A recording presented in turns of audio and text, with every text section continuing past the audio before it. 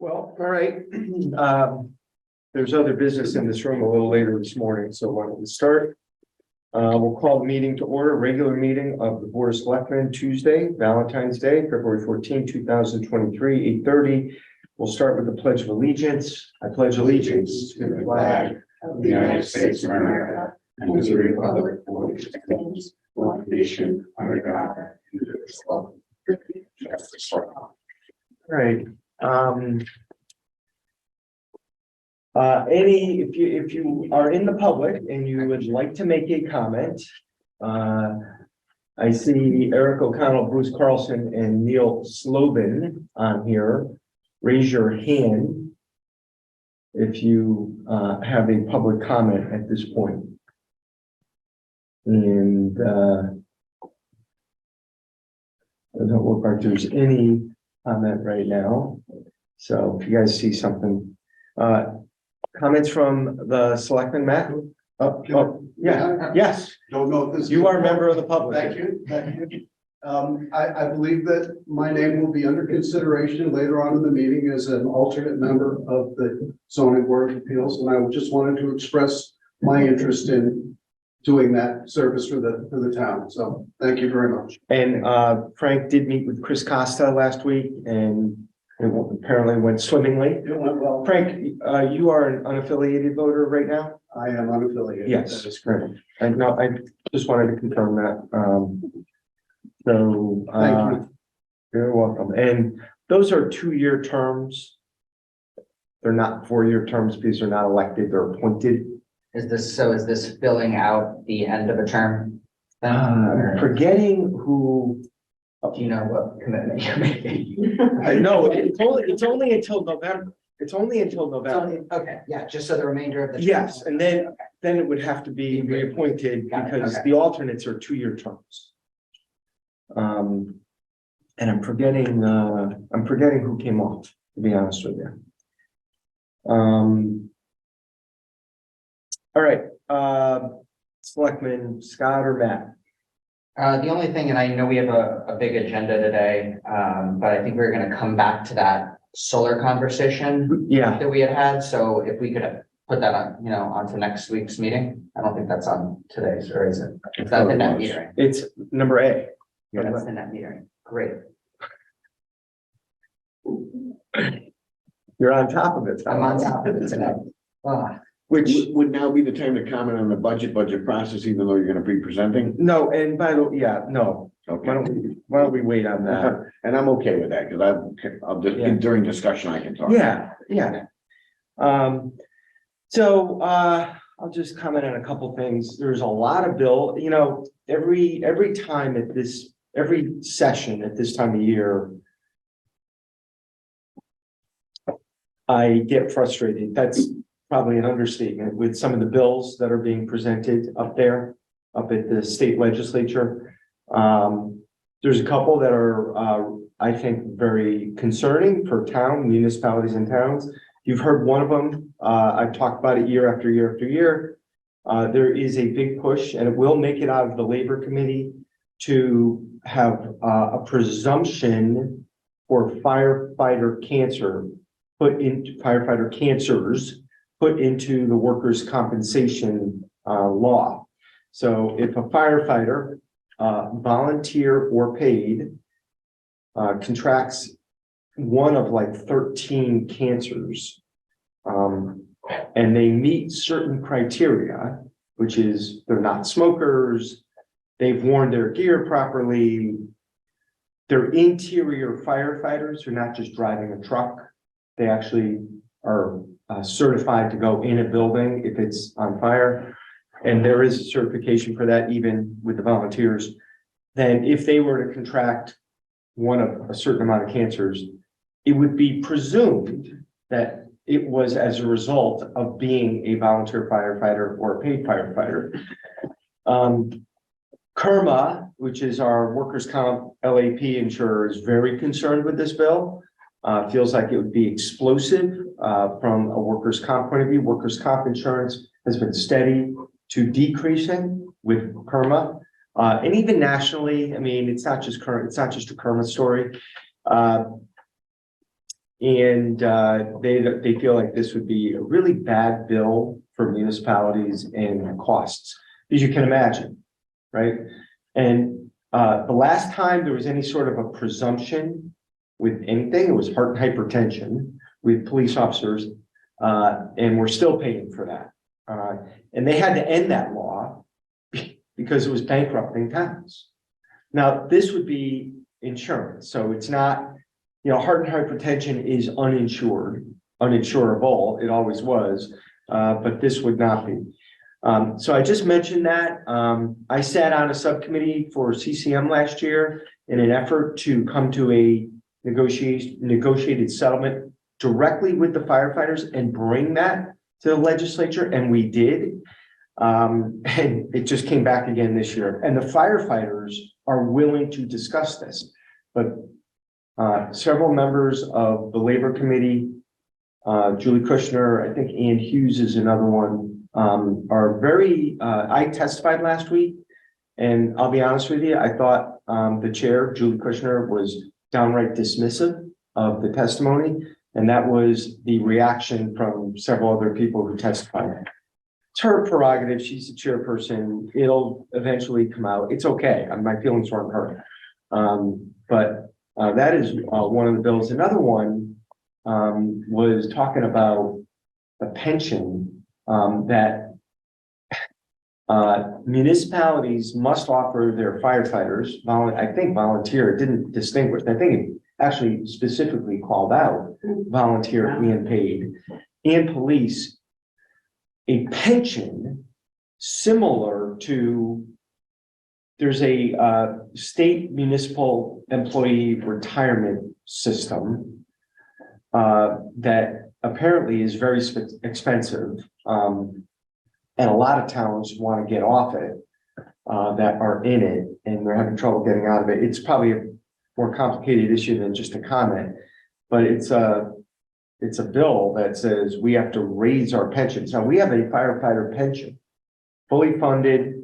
I think we do pretty well by our firefighters, but this bill, I think, would raise that cost exponentially for a lot of times.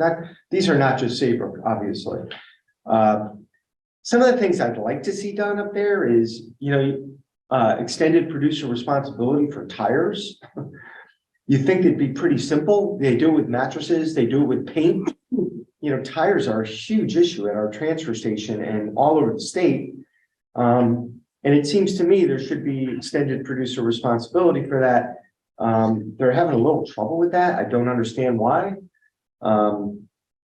There's also extended producer responsibility bills for packaging. I don't think that has as good a chance to get passed. As you can imagine, there's a lot of industry against it. But there are a lot of studies out there. One of the studies says it would not add much cost at all to the consumer, and it would reduce a lot of waste. Packaging would be boxes and plastic, anything you get from Amazon, you should be able to return it and say, okay, here it is, you take it back, it's not going to the transfer station. That's a big issue, and there are states that have that. You'd like to see a more national effort on that instead of state by state. So that's out there. All these EPR bills, I think EPR for smoke detectors will pass this year. Smoke detectors have, I think, mercury in them.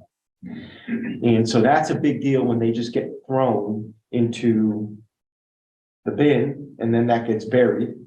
So that will likely pass this year, smoke detector EPR.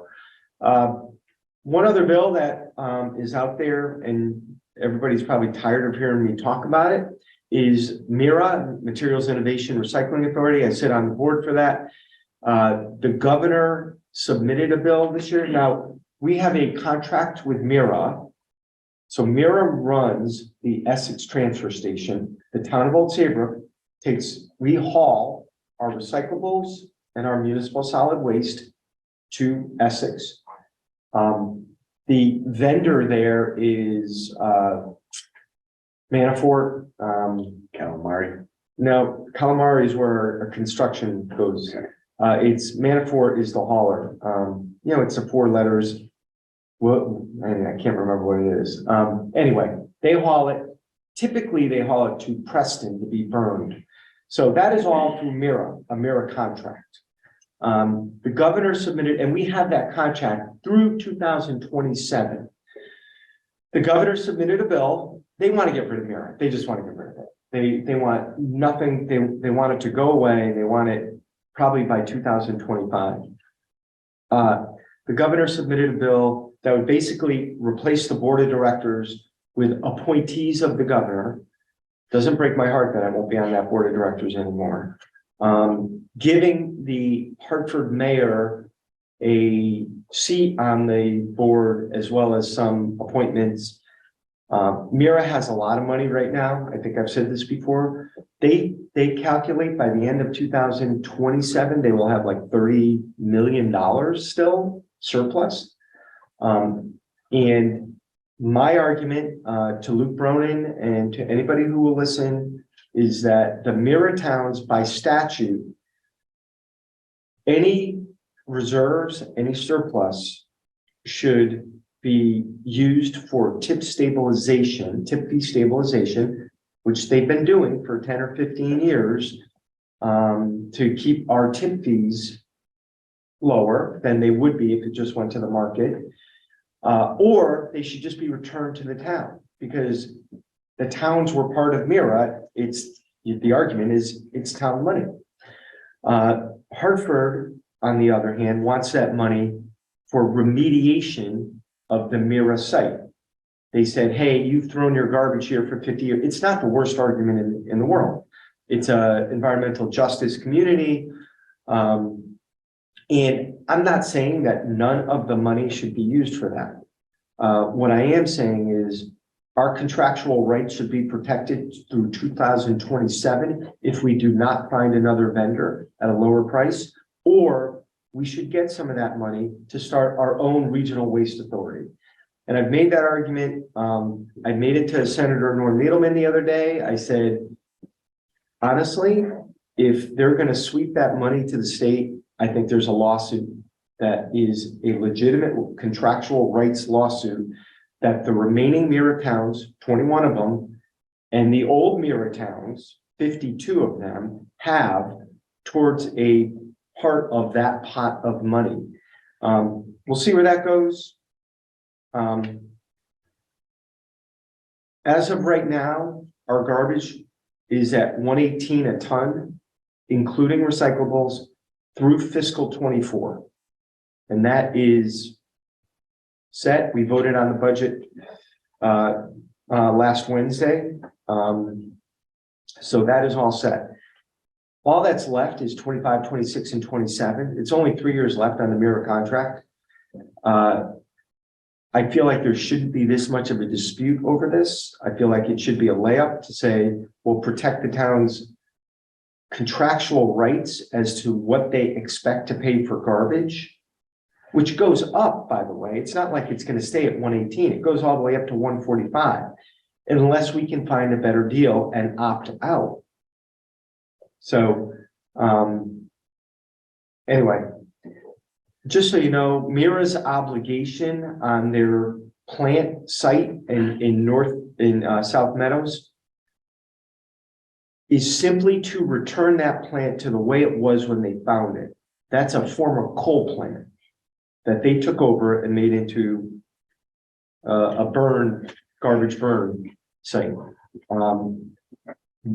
They're not too far away from doing that already, but there's a lot of damage there from when it was a coal plant too. So we'll see where that goes. I think there's enough, quite frankly, there's enough money to go around, I think. But we'll see what happens with the governor's bill. The governor's bill makes no mention of the contractual rights of the town, which is interesting. So there'll be a lot of negotiations on that. I've raised it to Senator Needleman. He is on the energy committee. He's very involved in the garbage issues statewide. He knows where I stand. And he and I have done a lot of discussing about forming our own regional waste authority. So, you know, that's very likely to happen, but number one, you need money. Number two, you need expertise. It's not like I don't have the expertise to be the executive director and for selectmen of a regional waste authority. So we need assistance and we need money to get it off the ground. And I think we should be held harmless if we start a regional waste authority with regard to the price of garbage, that it should never go above our MIRA contract, at least through 2027. It may be lower. We may be able to do better, but there are not a lot of options out there. You know, Connecticut really needs to, Connecticut as a state needs to take this MSW issue very seriously and figure out what they are going to do with the state's garbage, other than trucking it out of state. Half of it is probably going out of state, buried in the Midwest. I mean, that is in itself is a crime, I think, at this point, that we are not better at managing our own garbage. And whether that means extended producer responsibility for packaging, tires, smoke detectors, propane tanks, and all the things they're talking about, then pass those bills, do it. But, you know, don't have it both ways. Say, we're not going to pass those bills, but we're going to disregard your contract with MIRA and not have a solution, a statewide solution. So, anyway, I'm been very involved with the garbage issue for a long time right now. It's, you know, people put their pail out at the end of the road and it goes away. I see it. It's just a very expensive proposition at this point. And it's going to get more expensive, I think, over the next decade until there's a better solution. And I don't know what that is. So, but we need to do better with organics separation. But that's a very difficult task, because asking people to hold on to their garbage, their food waste, for 5 days in their house or something is not an easy thing to do. They're just going to throw it away and put it in the garbage. So, and that's 25% of the tonnage of MSW. And I'll go on and on about that. If you guys don't mind, those are my comments. Anything else you guys want to comment based on that? All right. Let's do the minutes from January 24th. I'll move them. Is there a second? Second. Any comments on that?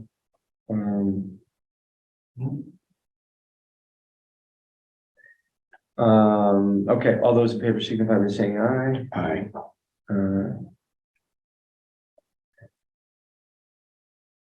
All right. Do you mind if we move the agenda around just so we can get people out of here? And so we'll move item A. We'll discuss that later. Why don't we just go to item B? So I want to be somewhat, I want to be careful about what I say, but we have an employee on FMLA right now. It is unlikely that our current tax collector, Carol Raza, will be able to return at the end of her 12-week FMLA. This is an unfortunate situation that we find ourselves in, with the possibility of having our third tax collector in less than 12 months. When we chose Carol, and by the way, Carol may come back at some point. She did a very good job. I'm not saying she won't, but when we chose Carol, I was very careful to choose someone who I thought was, number one, smart, competent, and able to learn. And she did an excellent job. She dove right in. So when we were presented with this again, as it's an elected position, I looked around, I thought a little bit, and Mark came to my mind. I've worked with Mark a lot over the last 10 years. Very skilled with computers. He's the treasurer for the Republican Town Committee, but that's not, does a very good job with the numbers. I know Mark is smart and confident and will dive right in. We've discussed it. He's eager, he's willing to learn. I know he's capable of learning. So I have similar confidence in Mark as I did in Carol that we'll be able to hit our tax collection. So Carol started on April 1. That's when Barry had his resignation in. So a little bit of a head start. In addition to that, Andrea, who replaced Wendy Mill, has been there a year or coming up on a year. So there's some experience there. In addition to that, we will lean on QDS that does our tax collection mailings. They have a lot of expertise. Melissa Lewis in the WPCA office, who does tax collection for the WPCA, has been a great help while Carol's been out. So she has some knowledge and expertise and is willing to help. In addition to that, the tax collectors are a close-knit group, and they really helped Carol a lot last year. There were several of them that gave her a big hand, particularly the one in Clinton. I think Lisa Viviani is her name. And I want to give her a shout out because she was so helpful. And it's possible that we may call on her again. So for discussion purposes, I'm going to make a motion to appoint Mark Delmonico as the interim tax collector, and then we'll hear from Mark too. And I'll second that nomination. So Mark, I'm just going to have you introduce yourself. Yeah, I'm Mark. I've been here for 13 years now. I'm retired here from Stanford. I worked at Pitney Bowes for 38 years, mainly in manufacturing management standpoint. So my last title of some consequence, I was director of manufacturing at Pitney Bowes. So I'm going to have some experience with numbers, budgeting, and that type of thing. So I'm eager. I want to help, and I totally understand that Carol told the tax collector, and if she comes back, she comes back, and I'm here to help. And I think, did I send out the statute? Yes. Yeah, I did. Yeah. So it's very clear in the statute that we can appoint an acting tax collector if the tax collector is unavailable. This is, so there's two scenarios. One of them is Carol comes back. The other one is if she does not come back. If that's the case, and Mark, I mean, that means that this position will be up for election this year and up for election again in 25 for a 4-year term. If she does come back, that's not the case. She was elected to a 4-year term. Wait, no. So she would have been up at. Yeah. Oh, geez. Okay. So, right. She would have been up. That's right. anyway. Because Barry was elected to a Right. 4-year Yeah, term in 21. Right. I'm sorry. So this position is up for election regardless. Right. In 9 months. So, it is not easy to find somebody, I mean, in that situation, because you're talking about, someone's not going to leave their a decent paying job to have to be elected twice in the next 2 years. So there is an interesting pool of folks that you have to choose from. They have to have the time, and they have to have the smarts. And honestly, I think I'm happy Mark's willing to do it, to be honest with you, because I know Mark to be a competent guy. And for that reason, I'm grateful. I feel like we're lucky. We'll see how it plays out, Mark. before I get too high on you. So anyway, I'll open it up to the board. So continuing with discussion and statements, I echo the sentiments that you've shared, and that is that I'm acquainted well with Mark.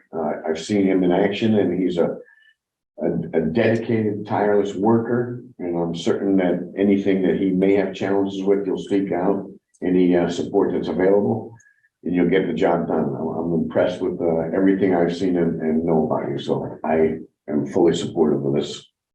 Matt, do you have any questions? So Thank you for being willing to step up and serve. I just have questions about the process that I give. So, but budgetary implications. Carol's on FMLA, and then when she's back, I mean, we're paying two people to be doing the Yeah, role. good, no, good question. So, initially, so the FMLA ends on March 1. Yeah. And therefore, the pay for that Carol would stop on March 1. Yeah. I went into Leanne last week. I said, I want to give Mark as much of a head start as I can. Mhm. So Mark's going to start on Tuesday after President's Day. Okay. So it's going to be 9 days of double. Okay. And you know what? I was like, what are we doing here? Well, why am I don't want to count nickels and dimes when I want to get someone in the role to get them a head start. So I think we can Yeah, suffer maybe not through back that. taxes that have come. Yeah, I think we could suffer through 9 days Yeah, okay, of paying two, great. but that'll be it. That's my only question again. Thank you. All right, so moved and seconded. All those in favor signify by saying aye. Aye. Aye. Mark, you probably do have to go get sworn in, also. So go see Sarah. Yeah, okay. All right. Thanks, Mark. And Janet. And then Janet upstairs, in accounting for paperwork. Thank you. Okay. And since Frank is here, I'm gonna move Frank as an alternate to the ZBA. I'll second that. Frank already gave a little intro, Frank. And I want to add to that discussion as well. I'm similarly, I know Mr. Keen, I've seen you do work on our boards and commissions in the past. You're, involved in this town, this community, and I appreciate you putting your name in the hat, and I support you in this role. And I'll say this much, I mean, Frank was chairman of the police commission, which is not ever easy. And one thing I know is, he is a gentleman he's a gentleman. I can put a full stop there. And also, a master of civil discourse. And he was that on the police commission. And I think if you ask any of those he disagreed with, or if you disagreed with him, they would. And I did ask one of them, and he was like, "Oh, I'd be thrilled to have Frank on CBA, your old pal." So I think Frank will be an excellent addition. Thanks for being willing to do it. Met with Chris. Chris emailed me and was enthusiastic about it. She's like, "Geez, I think it'd be a great addition to ZBA." So, and this would also be until November. So it's been moved and seconded. Further discussion? Hearing none. All those in favor signify by saying aye. I just wanted to get you out of the room. You're more than willing to stay. I may stay for a little while. You two also need to get sworn in. Okay, so don't forget to do that. All right. Thank you. And if you don't mind, I'm gonna, because I just wanted you guys to have notice of the agenda. I did file it late, and it wasn't on the original agenda, so I'm gonna make a motion to add to the agenda discussion and action on the budget recommendation of the first selectman to add to the agenda. Second. All those in favor signify by saying aye. Aye. All right, it's on the agenda. All right. Somehow, even though we knew it was coming, that's my bad. So since we have Leanne in the room, I would like to go over the budget. So you guys have the memo. Yeah. I have it too, somewhere. And then,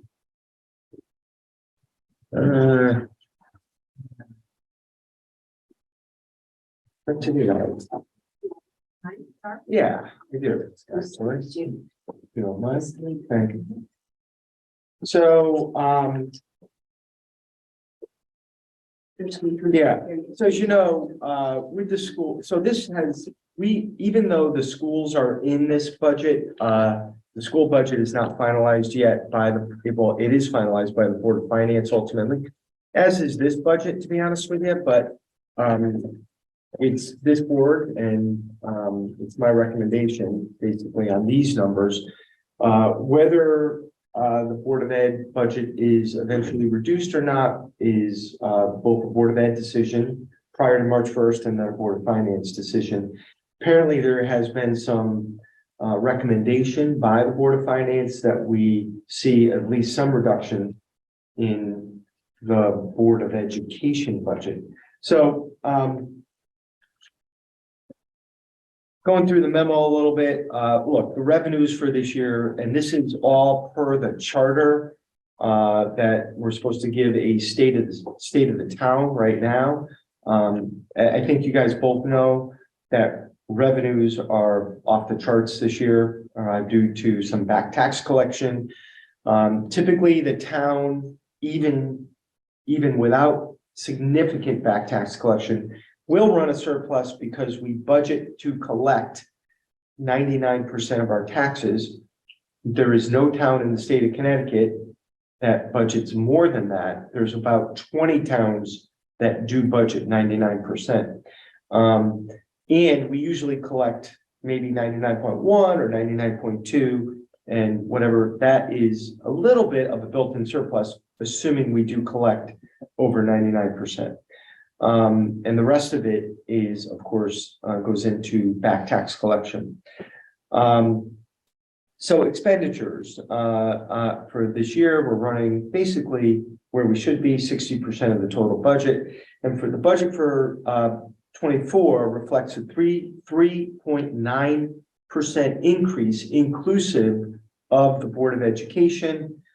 The grand list from October 22, which is effective as of July 1, 23 to June 30th, 24, recognize an increase in assessed value of about 21 million, which would increase townwide tax revenues by about 400,000 net of the elderly tax relief, but still pending some assessment appeals.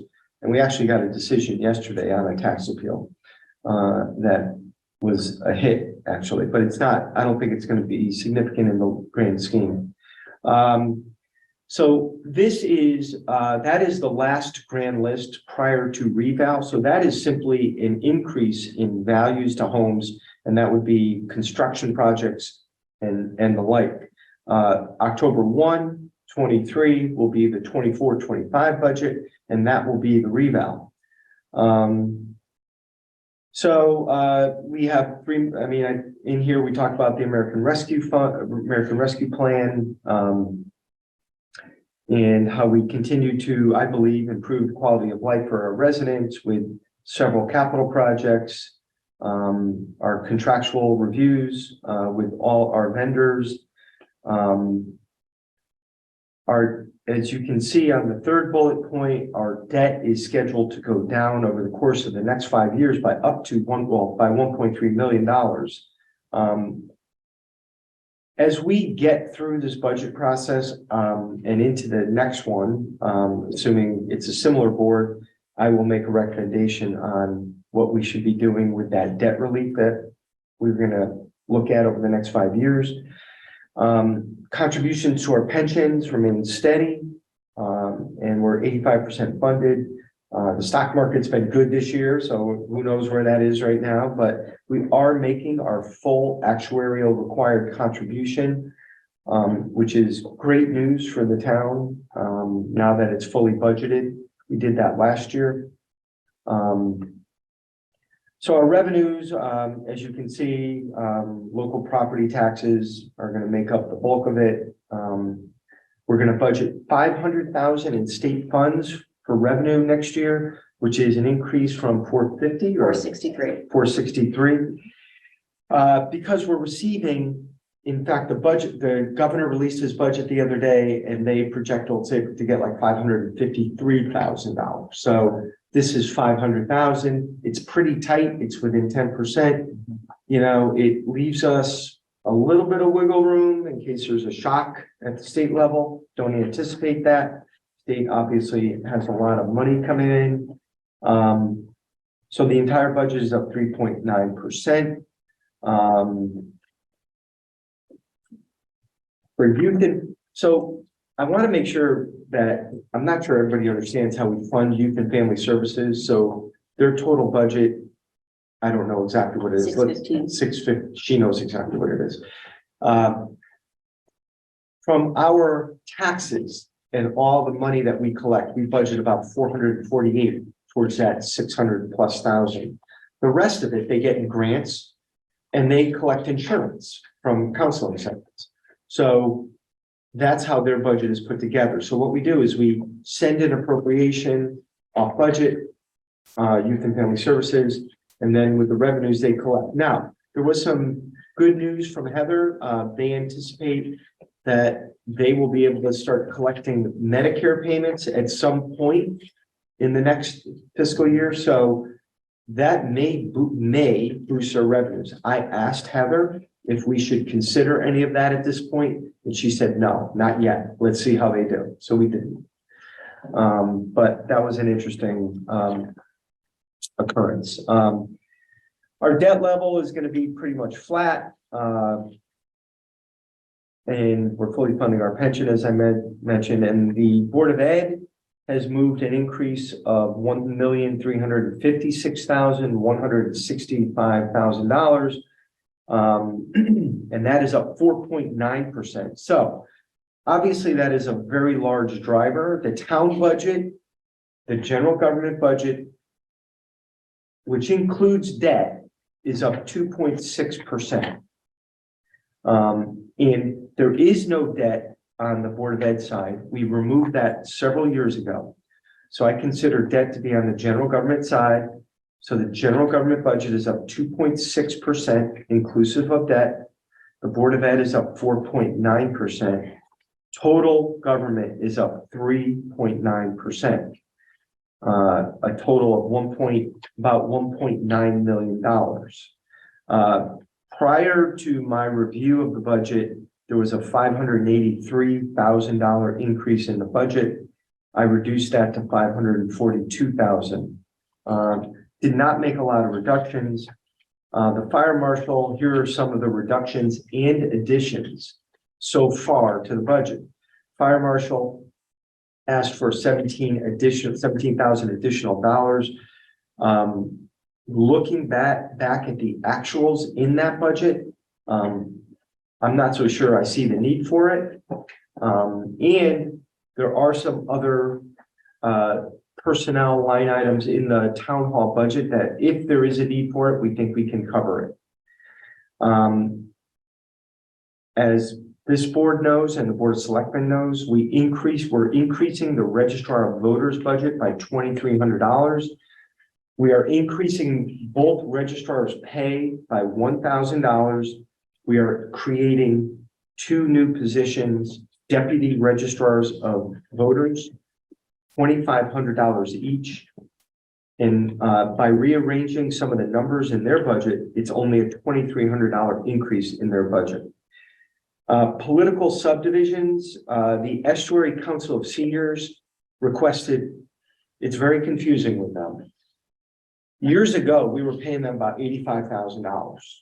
Then 2 years ago, they requested $45,000. Then they went up to, or 40, we're like at 42 right now.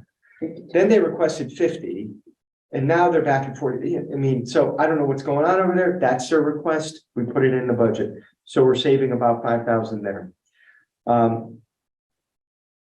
So on recreation, this is what I said to move this back into the budget. Yeah.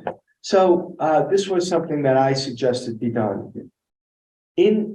Under the capital non-recurring account, every year they request a named project to do carpet repairs. Right. That is a yearly capital expense. Yeah.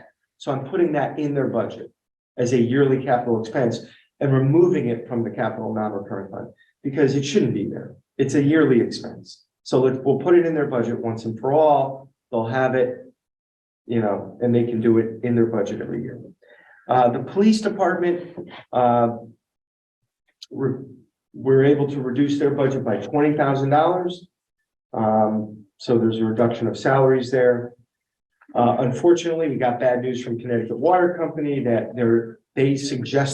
usually they suggest we budget 2.5% increase.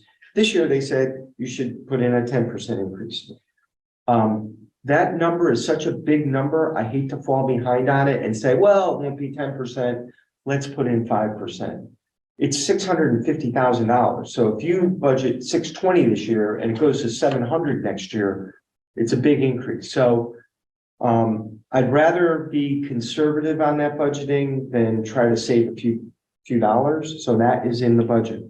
Youth and Family Services, I'm recommending, they have, why don't you explain the account they have that we're using $20,000 from? So Youth and Family has two off-budget accounts. One is for their budget, which this year is about 615,000. The other is called the Youth and Family Services Income Fund. So when we get to the end of each fiscal year, if they have a surplus, in other words, they haven't spent their 615,000, whatever's left over, we transfer into the income fund. That balance is about 80,000. It grew significantly during the COVID years because virtually all of their operations were slowed after the budget went through. So if there's a deficit, we can obviously move the money back. But what we are proposing in this budget is to take $20,000 from this income fund to support the appropriation that the town makes. Last year, we put 15,000 toward that. This year, we are recommending 20,000 to kind of keep things even in the budget. And plus, we don't want that income fund to grow significantly. Yeah, there's no We wanna utilize reason, the funds. right, there's no reason not to use those funds, Right. they're there. It's there in case you have a deficit, there's no reason to have it, keep gathering money. In addition, if they do have a successful year of grant writing or with Medicare, that'll result in a surplus in their budget. Yeah. And that money would just go into this account. So I think it's safe to do this year and see how they do with Medicare. On the debt service, so our debt service went up 38,000 this year. We're recommending that we just keep our debt service flat and use. So I don't want to get too much far into the weeds on the WPCA, and I suggest we perhaps have this discussion at some point, maybe after the budget. But so we have we've done about 1,000 homes. A lot of those people have either sold or refinanced their homes. And when you sell or refinance a property with a WPCA lien, the loan gets paid off. So we have money sitting in an account that we're eventually going to start recommending that we amortize that for the life of the debt service, because we have like 800,000. It's like, it's a significant amount of money from just payoffs in the WPCA account. So Leanne and I have been talking about this for the last 6 months and how we might ultimately recommend a debt structure over the next 5 years, assuming that we might have a big bond coming on. And Leanne has run some numbers on that. For this year, we're recommending that for mill rate purposes, we use a small amount, increase the amount that the WPCA funds are paying the town, 38,000 to keep our debt level. All in all, it's a $40,000 reduction in the budget, not much. I've done a lot more in previous years.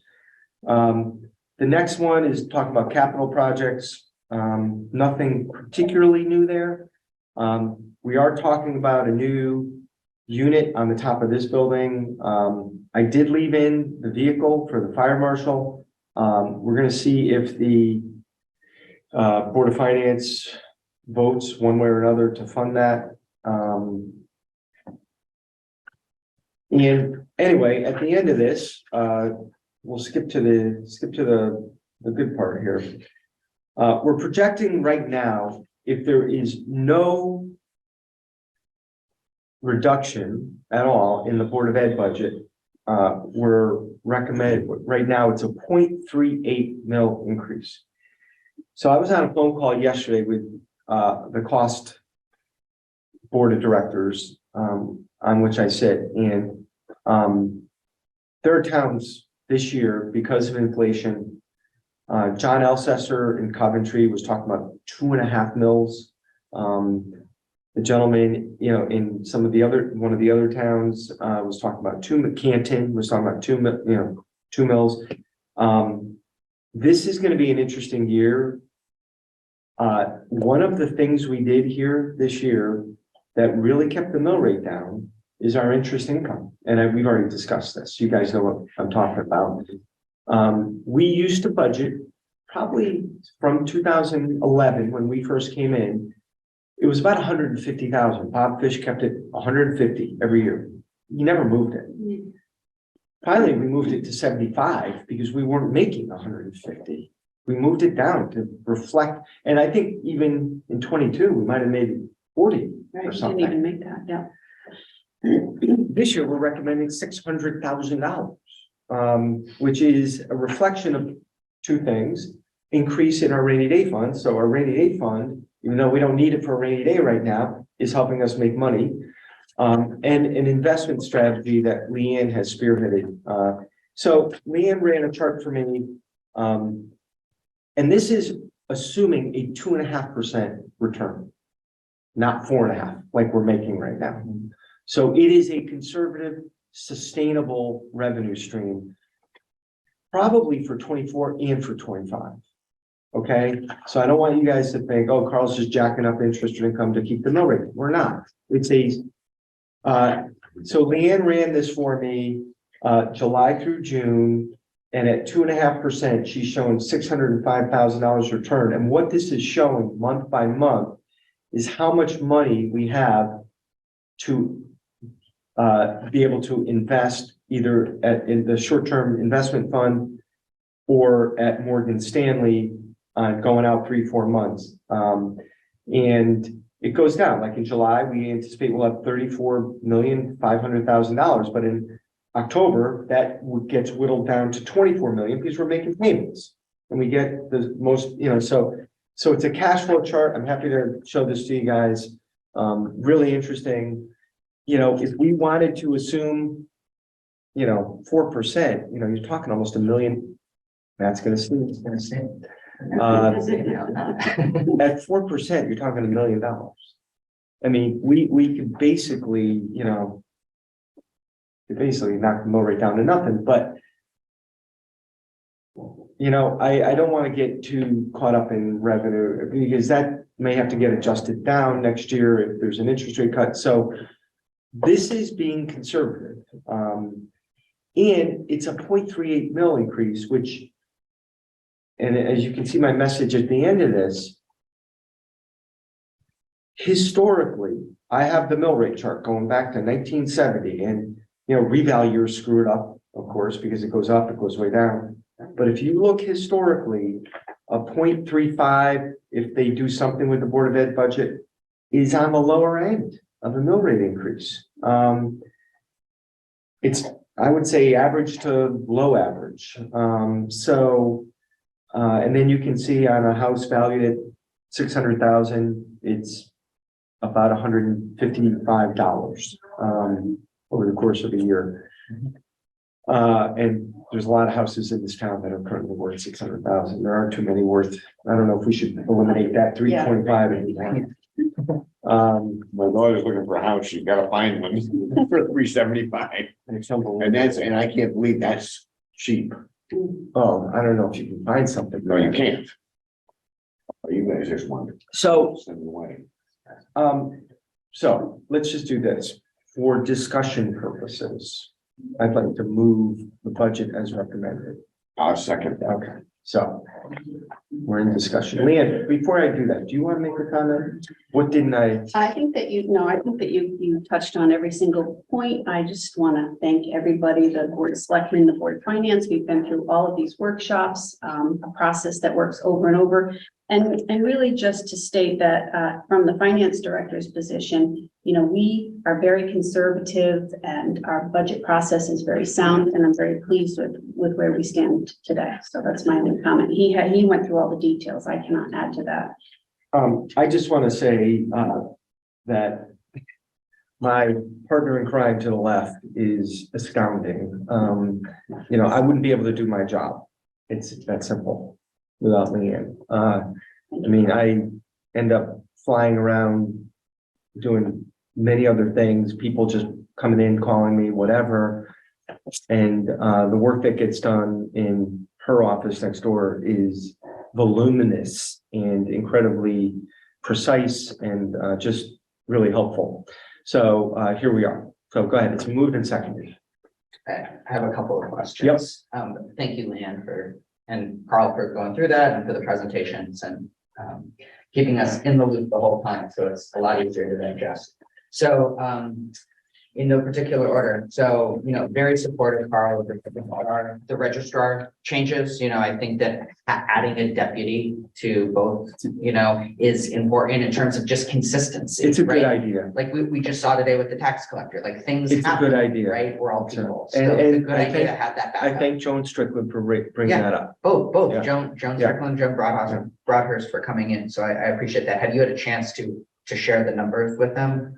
Or, You know what? Not with Joan Strickland. I Okay. saw Joan Broadhurst in the hallway.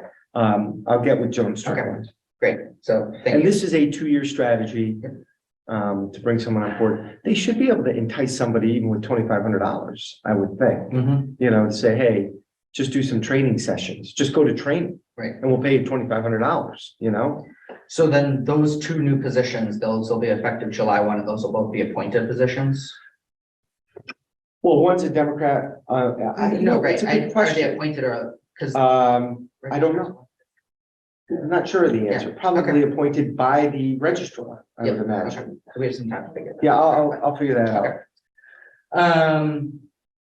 So that's that. So youth and family, so you addressed some of it with the 20K, and I guess I'm just thinking about, we talk a lot about keeping things smooth so we don't have big spikes. And I know that we just dedicated some ARPA money for an increase in positions and services for youth and family. And so one of the comments I made when we did that, and I'm thinking about is if we start to see service impact from those new ARPA funded positions over the next couple of years while we have that funding, thinking about how we have to think about making that full-time support from the town. And I just, worry about as we start to take out what we are putting in from to the youth and family line in the town, that it's going to make that a bigger hill to climb in the future. So the amount we're putting in from the town is up. I don't know. I think it's 247,000 for youth and for social services, and I don't. They're both up. They're both up. It's not like they're not. We didn't keep them flat. Oh, you're talking about the budget? The Yeah. bud- Yeah, the budget The is up. town yes, end the of town- the right. contributions. Social services, actually, we increased the hours for one of the staff members there. And for youth and family, that budget was up as well for staffing increases and benefits and whatnot. So yeah, we didn't zero their budget. Right. No, right. Yeah. Okay.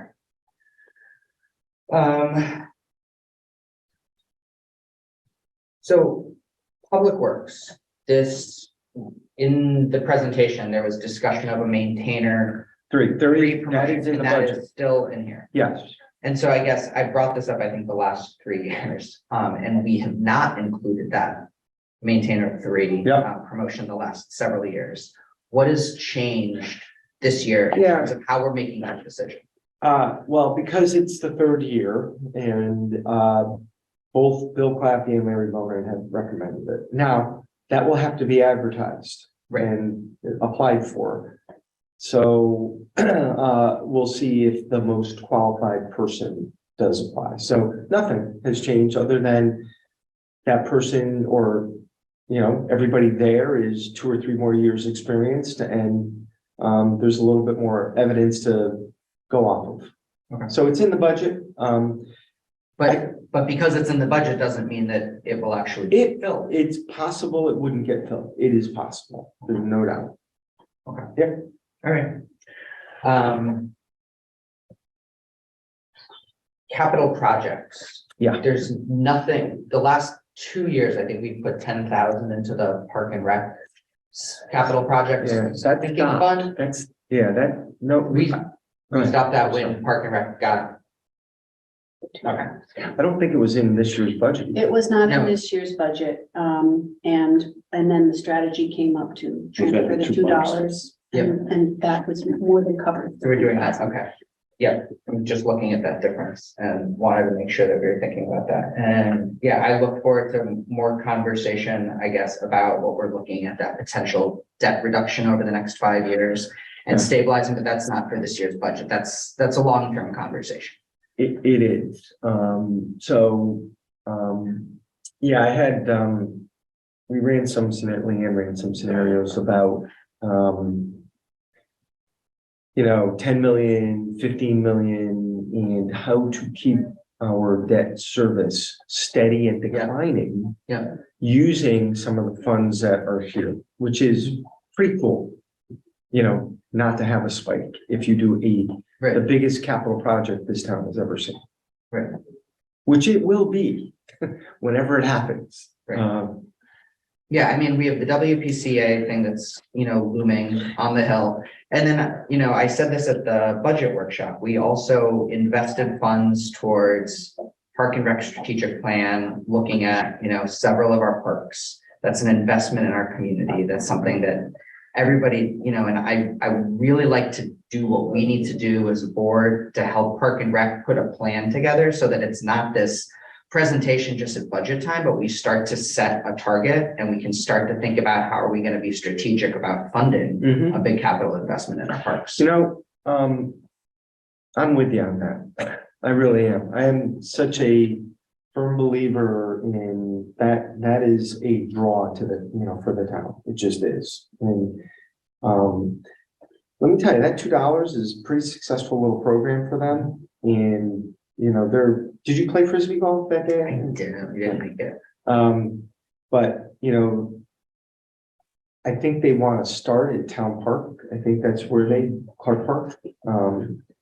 But, maybe at some point we get them in here into one of our meetings to talk about how they want to strategically go at an area. So remember, there were 4 Harveys. One of them was Saybrook Point, which is really off the table, right? Until we have more of a plan there, because Dock and Dine didn't happen. I mentioned you met with Alexander Dawn. The good news is this project, at least some of the site work is going to start getting done across the street at Main Street Connection Park. I finally got a hold of the state on this. Oh, They good. finally contacted me. Goodness. And with 500,000 sitting out there, they finally got a hold, So, but yeah, maybe get Park and Rec in here to discuss it, and it should start maybe here. Yeah, I think that's a good idea. And then my last question is just I know that we're, gonna project some sort of surplus for this year. We're not thinking about that surplus. For 23 or 24. For the current year, sorry. Okay, For our yes. current fiscal year, we're anticipating a surplus. That surplus isn't gonna change what we're gonna do with next year's budget. We're not thinking about any ways to shift project or. Well,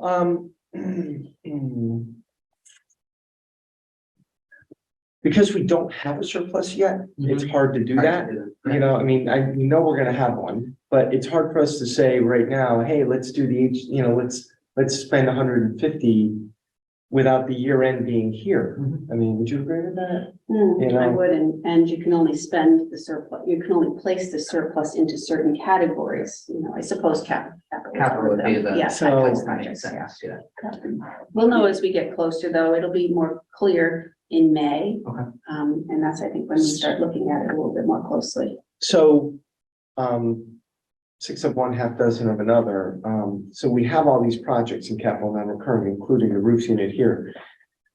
If we have a surplus such that we fund X, Y, and Z, additional projects that come to light, maybe something at Park and Rec, who knows, right? We are gonna need more sidewalk money because, whatever, we're gonna need more. And then the remainder goes into capital non-recurring to replace what we're doing. So Yeah, so it's kind of like, as long as we do that and keep our rainy day fund at 17%, I think we're good. Leanne will probably start making some projections in several months, 2 months, 2-3 months. So, name the projects, we fully expand our capital, we still may end up putting 300,000 into our capital non-recurring fund. Right? Right. So- Great, thank you. That's all my questions. I'm gonna somewhat be as brief as I can with a comment, and it's, I've been a part of this budget process for a good number of years. We moved here in '93. I think I've attended every town meeting where we talked about budgets, except for maybe 3 in all that period of time.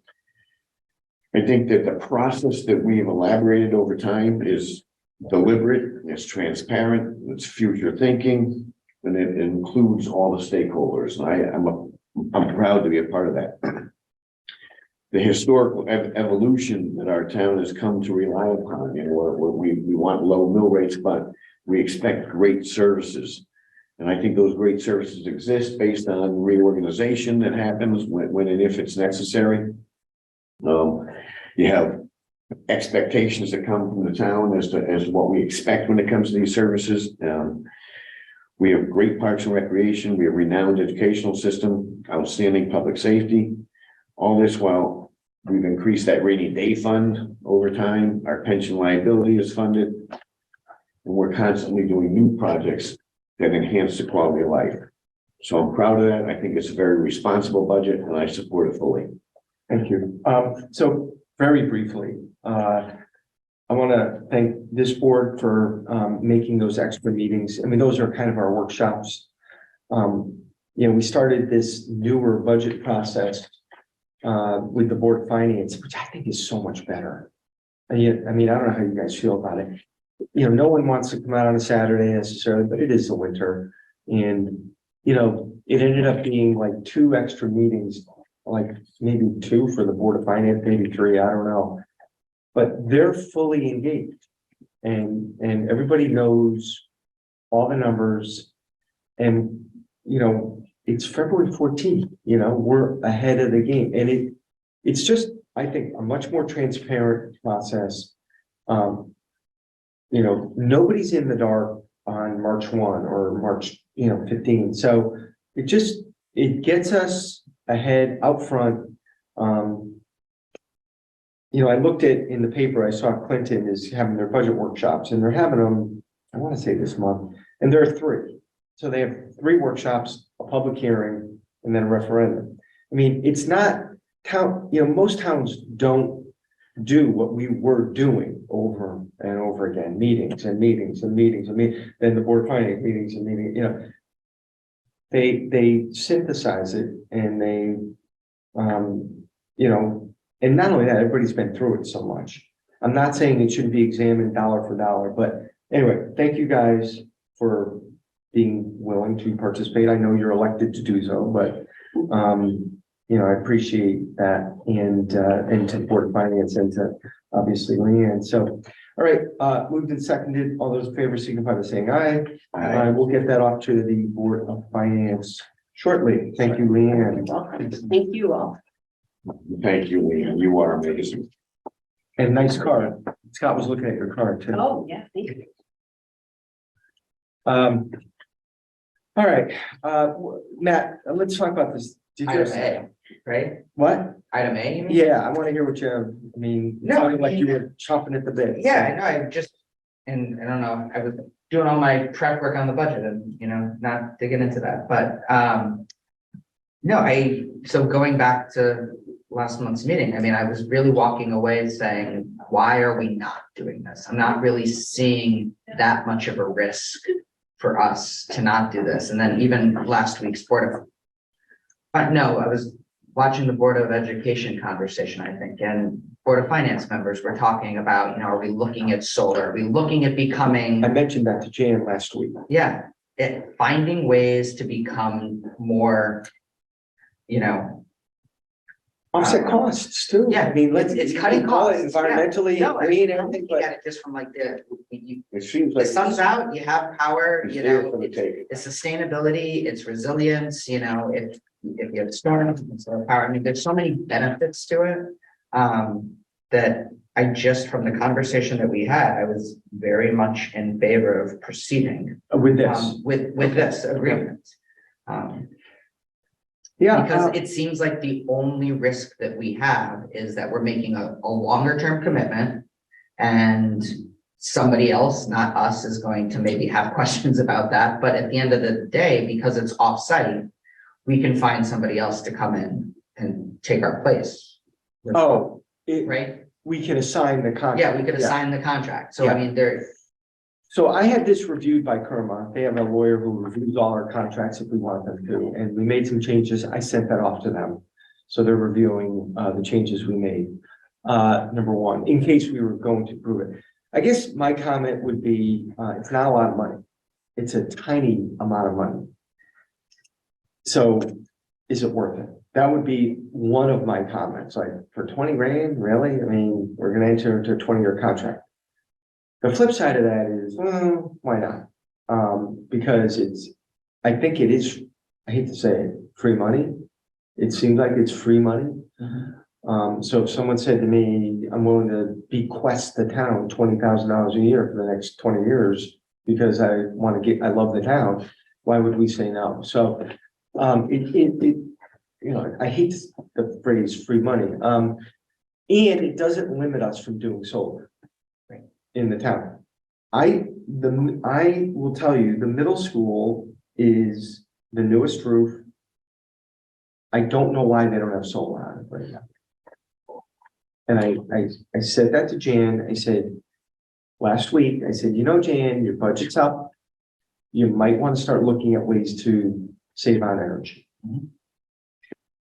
And she said, we'll look at it again. And I haven't heard back. So I'm gonna, I don't know what, I don't know. I'm not sure why. yeah, That middle school roof just seems like it would power not only them, but others in town. So I might be missing something there. Well, I think that maybe you have a hesitancy from many people with the same perspective as too good to be true, and they need to be maybe just counseled that, we. This need- isn't new. This is like municipalities are doing it more than anybody else. I Because it mean, does seem like a great, that was. So- Like, they're doing dumps, or, landfills, they're doing buildings, they're doing carports, I like that idea, I saw that, and somebody's trying to do that. So anyway, I'll bring that up.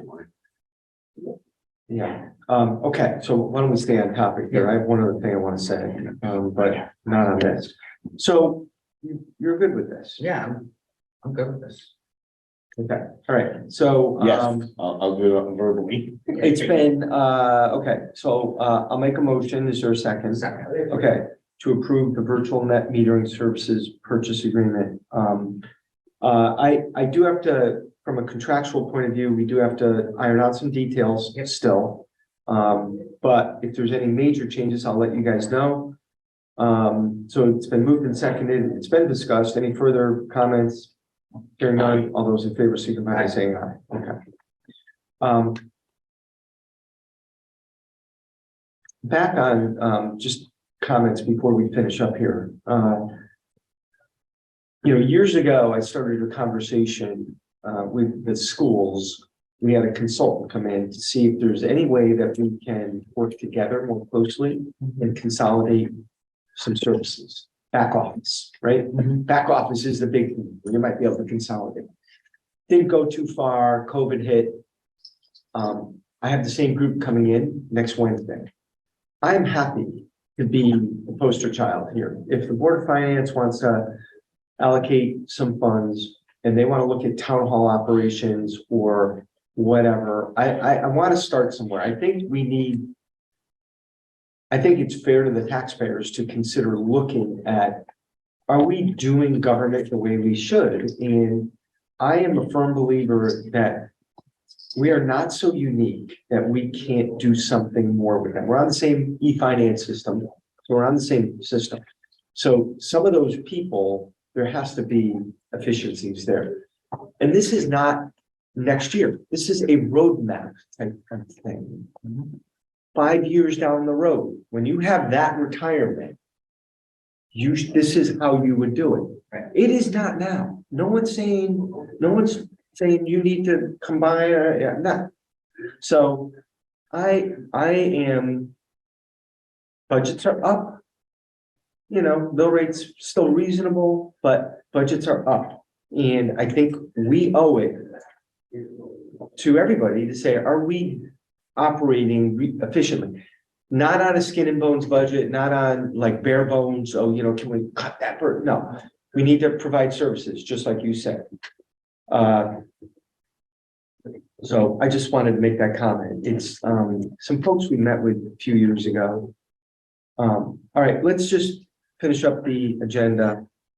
And I'm a firm believer that there have to be ways. There has to be ways in that. So item number D, these are all recommended by the Department of Public Works. Item number D, I'll move move that. Second. All those in favor? But let me just ask one question first before we move to the roles. My assumption is that Billy Claffey is doing the Yes. exact same thing that Larry would do in this process, that He in is. order for him to send these to us, he's gone and checked it all off and. He has, otherwise it would be in front of us. So I'm content with thanks. Hey there. Here's our sidewalk guy, Bill Layden. He's done all the sidewalks in town. We hope it continues. Thank you for. And this is the connectivity money that's up for bid, that there's a bid opening. Great.